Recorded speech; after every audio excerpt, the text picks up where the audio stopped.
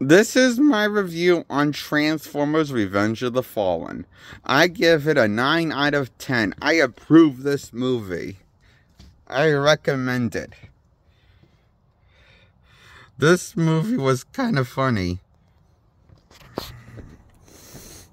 Installment. This movie was very, like, the first, lots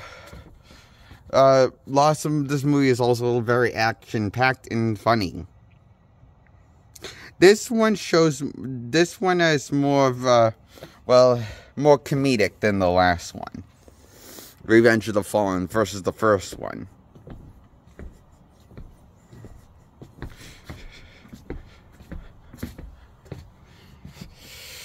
And I still enjoyed it for what it was. I give it a 9 out of 10. This is the one where they kill off Optimus Prime.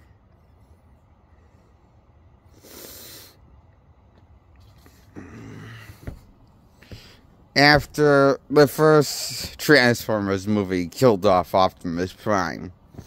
You know, the first animated Transformers movie that killed off Optimus Prime only to make room for Rodimus Prime. Don't worry, the movie doesn't do that foolish thing. Bringing Rodimus Prime to replace Optimus Prime. Optimus Prime just gets killed off only to be brought back from the dead with the power of the Matrix. For smart writing and convenient writing. That feels authentic to the plot of the movie. Transformers Revenge of the Fallen.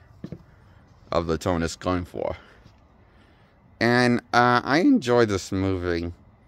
I also enjoyed the senile Transformer that was played an important role in the movie. That used to be a Decepticon, but we learned he's switched his size to the Autobots many times far back during the war on Cybertron. So even though he has a tattoo of the Decepticon, he's actually an Autobot, and he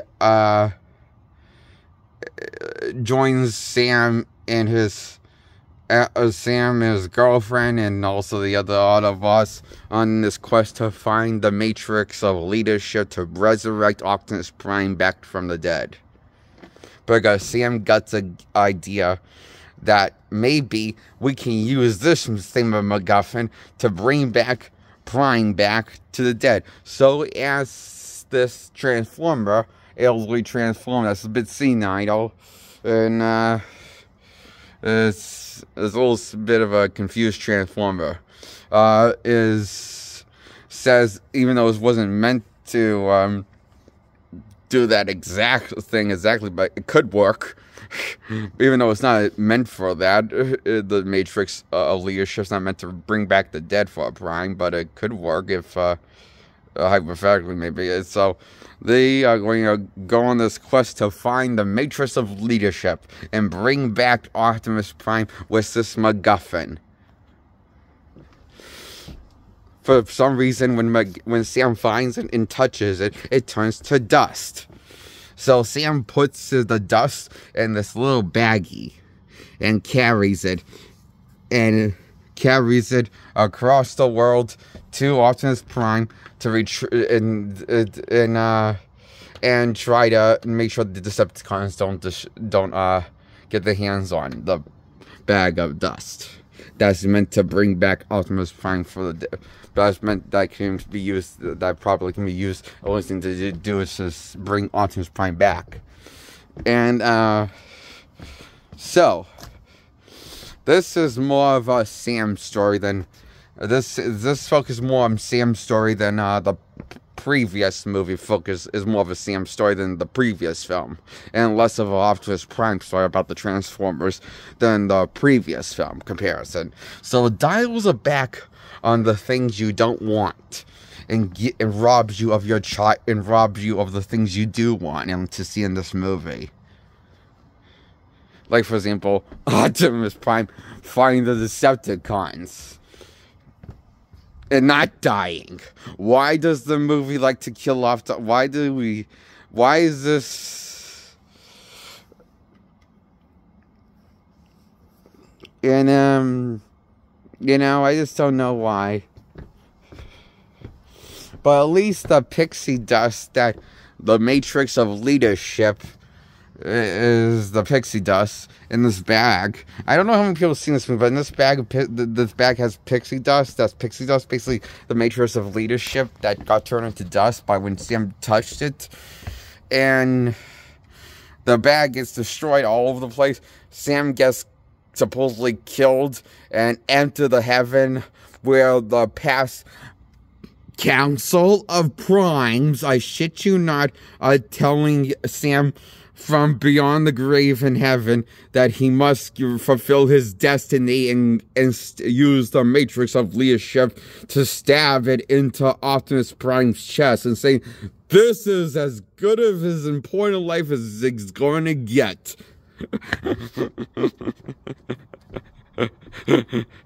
To make Optimus Prime's waiter to resurrect him with the power of the Matrix. Just wait on Optimus Prime just to give him the Matrix of leadership to resurrect him from the dead. And so yeah, it's a really emotional pep talk. That's one hell of a pep talk Sam gets in the afterlife, despite of all this laughter, cheesiness, nonsense I've said, and did laugh while describing the scene. I enjoyed this scene. I enjoyed all of this movie.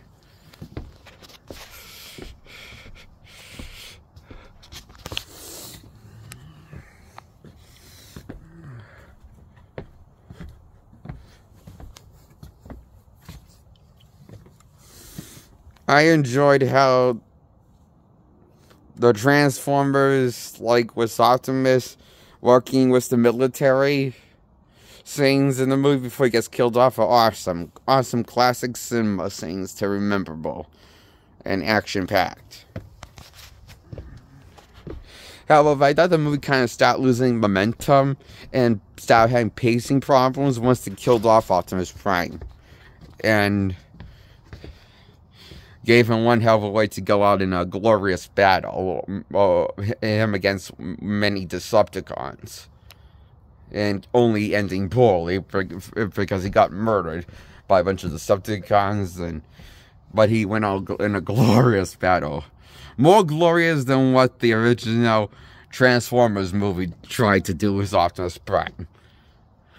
You know, like just like Hot Rod, it's like Optimus Prime due to Hot Rod's stupidity and trying to help Optimus Prime end up killing Optimus Prime because Hot Rod was an idiot in the Transformers movie, the original one from the 80s.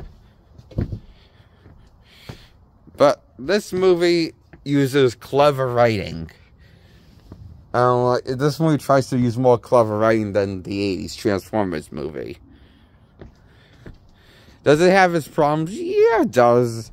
It has its pacing issues, like, for example, and also, like, trying to, like, its pacing issues, and sometimes it's, like, I didn't understand why Bumblebee and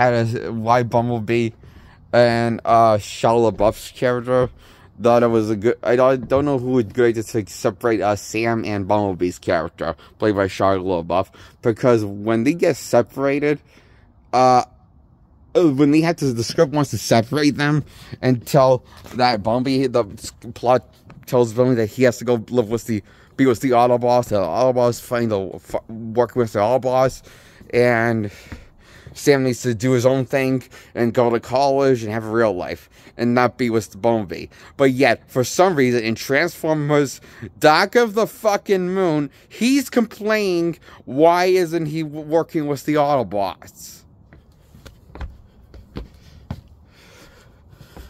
Oh, God. So, I don't know. But then again, maybe I'm being... I want to give the Transformers Revenge of the Fallen a 10 out of 10. Because Transformers Revenge of the Fallen has a less annoying Sam than Dark of the Moon has.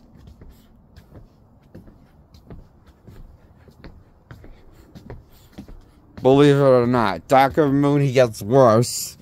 Become worse and a more unlikable shit character. And a more inconsistent character that's just poorly written. Once the sequel comes. Was Dark of the Moon and Revenge of the Fallen. And I gotta admit, I like Sam's character in the first Transformers movie. He was written well in the first Transformers movie, but when we get to the sequels, you just want to punch this bastard after a certain point, because he's so needy and such a girl.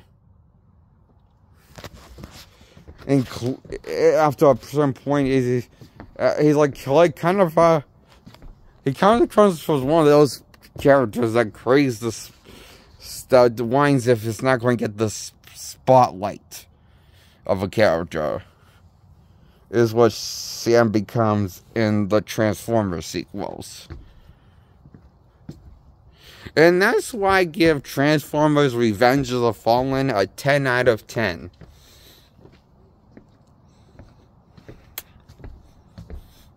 I give Transformers 7, Transformers Revenge of the Fallen, and Transformers 1 a 10 out of 10, both Transformers movie.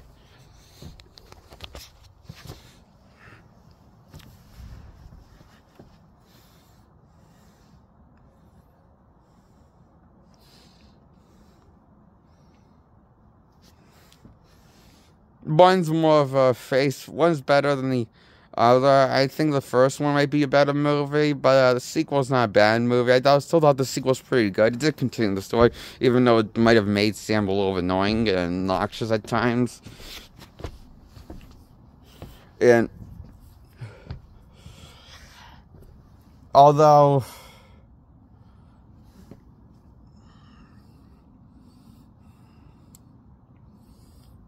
I don't know what made Sam really annoying. Is it the fact that the movie thinks that Sam's too cool to hang with Bumblebee?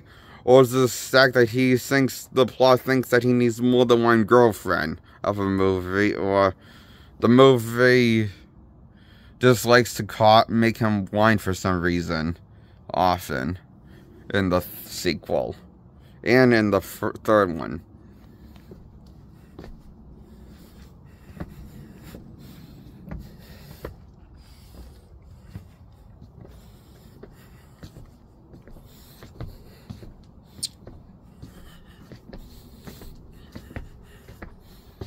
And that's my view on Transformers Revenge of the Fallen, and why I give it a 10 out of 10.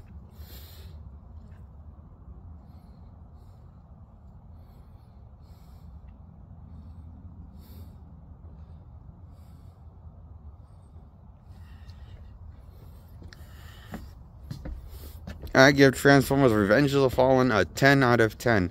I approve this movie.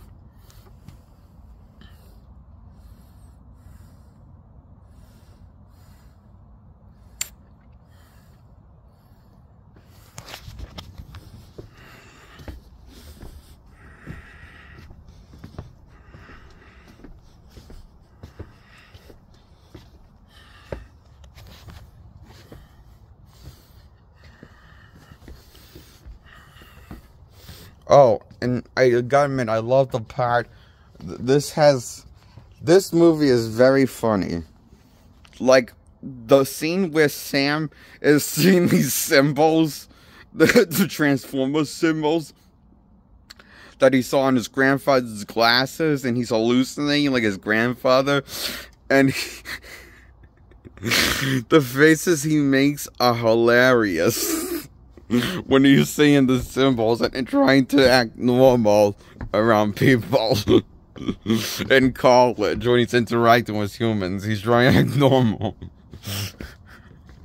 But it looks like he's tripping on acid.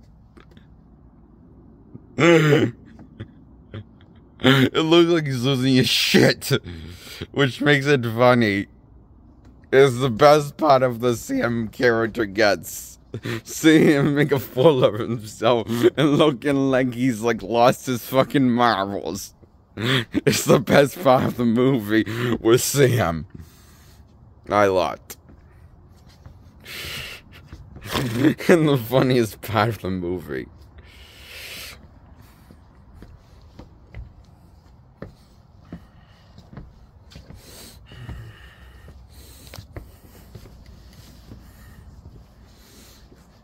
Oh, and I like Sam's girlfriend in this movie. She's funny also in this movie, played by Megan Fox. And there's this funny gag where it's this tiny transformer.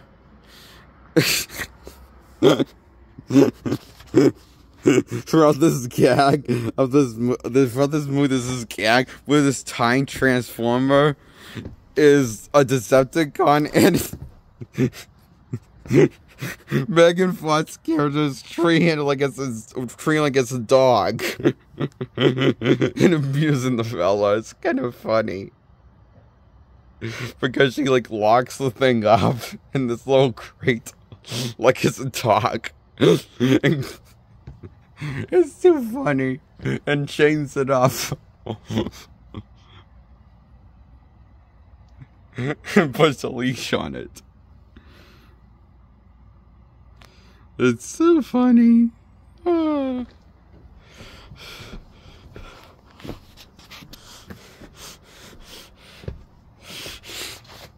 Oh, I love this little senile transformer. Well, this is how we know the senile transformer was talking about. Well, like comparison. There's like the senile transformer compared. Said his father was a station wagon and wonder what he transformed into. Nothing. And he just yells at the humans, and it's like this bring up random shit, and it's so funny. The senile transformer that comes in the big shot, just Optimus Prime gets killed off, and the senile transformer aids Sam on this quest to find the Matrix and helps him find it.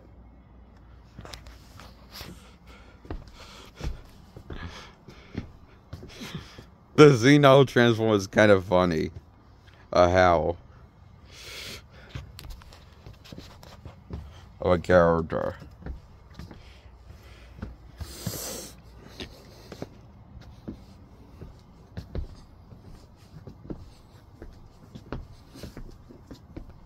I just think it's funny how the thing now transforms just goes on random shit on a random topic and keeps losing track of the topic of what the humans want him to focus on, and the information they want to focus on was in the plot of the movie. It's just so funny of a character, the Transformer that was a senile old Transformer character, you know?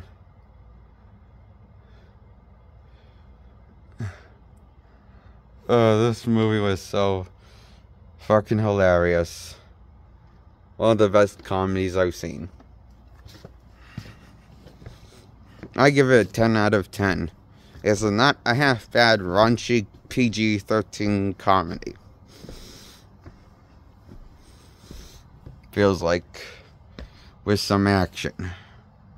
A raunchy PG-13 comedy with lots of dash of action. With a dash of action. It's action comedy. I just realized Transformers Revenge of the Fallen is... I enjoy this movie. I give this a better sequel than Terminator 2. I like this more than Terminator 2 sequel. Judgment Day. Terminator 2 Judgment Day. This is the best sequel than Terminator Judgment Day, I think. Terminator 2 Judgment Day ain't got shit on Transformers Revenge of the Fallen from 2009. I give it a 10 out of 10. I approve this movie.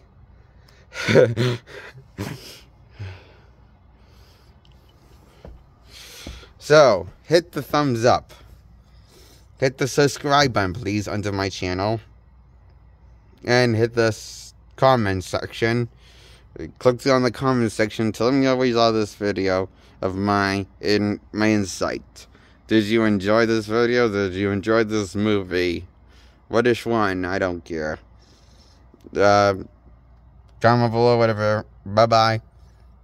And subscribe to my channel. I'm Jake Gillen Graham. I hope you enjoyed this review, my audience. It's cold out, so I'm going to go inside now. And bye-bye.